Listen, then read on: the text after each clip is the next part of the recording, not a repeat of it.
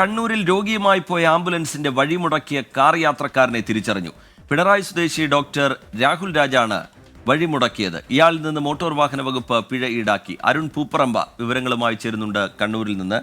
അരുൺ, ഇന്നലെ നമ്മളാണ് ഈ വാർത്ത പുറത്തു കൊണ്ടുവരുന്നത്. ഈ രോഗി ആശുപത്രിയിൽ എത്തിയ ഉടനെ മരിക്കുന്ന സാഹചര്യവും ഉണ്ടായിരുന്നു. അതിന് പിന്നാലെയാണ് ഈ കാർ യാത്രികനെ കുറിച്ചുള്ള അന്വേഷണം നടക്കുന്നത്. ഇപ്പോൾ അയാളെ തിരിച്ചറിഞ്ഞിട്ടുണ്ട്. എന്താണ് തുടർന്നുള്ള നടപടി? അരുൺ പൂപ്പറമ്പ. റിജിത്ത് സൂചിപ്പിച്ചതുപോലെ വ്യാഴാഴ്ച വൈകിട്ടാണ് ആ തലശ്ശേരി ഇന്ദിരാഗാന്ധി ആശുപത്രിയിലേക്ക് ഗുരുതരാവസ്ഥയിൽ ആയ രോഗിയുമായി പോയ ആംബുലൻസിന് ഇത്തരത്തിൽ എരഞ്ഞോളി നായനാർ റോഡിൽ വെച്ച് ഈ കാർ യാത്രികൻ തടസ്സം നിന്നത്. അതിന്റെ ദൃശ്യങ്ങൾ ഉൾപ്പെടെ പുറത്തു വന്നിരുന്നു. ആംബുലൻസ് ഡ്രൈവർ ശരത്ത് നൽകിയ പരാതിയിലാണ് നിലവിൽ പോലീസിന്റെയും അതോടൊപ്പം തന്നെ മോട്ടോർ വാഹന വകുപ്പിന്റെയും നടപടി ഉണ്ടായിരിക്കുന്നത്. ഈ കാർ യാത്രികനെ തിരിച്ചറിഞ്ഞിട്ടുണ്ട്. പിണറായി സ്വദേശി ഡോക്ടർ രാഹുൽ രാജാണ്. ഇരിട്ടിയിൽ ഒരു ക്ലിനിക്ക് നടത്തുന്ന ഡോക്ടറാണ്.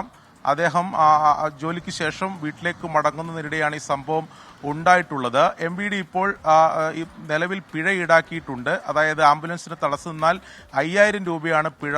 ആ പിഴ ഇപ്പോൾ ഈ രാഹുൽ രാജിൽ നിന്നും ഈടാക്കിയിട്ടുണ്ട്. വിളിച്ചു വരുത്തി ഇയാളുടെ മൊഴി ഉൾപ്പെടെ രേഖപ്പെടുത്തിയിട്ടുണ്ട്. ഈ രാഹുൽ രാജു പറയുന്നത് ഈ ആംബുലൻസിന്റെ ഹോൺ അവസാന നിമിഷമാണ് കേട്ടത്. തൊട്ടു പിന്നാലെ എത്തിയ ഘട്ടത്തിലാണ് കേട്ടത്. ആ ഘട്ടത്തിൽ അല്പം പാനിക്കായി പോയി. അങ്ങനെയാണ് ഇത് സംഭവിച്ചത്. ബോധപൂർവം ഉണ്ടായതല്ല എന്നതാണ് മോട്ടോർ വാഹന വകുപ്പിന് മൊഴി നൽകിയിട്ടുള്ളത്. എന്തായാലും പോലീസിന്റെയും നടപടി ഇതിൽ ഉണ്ടാവുന്നുണ്ട്.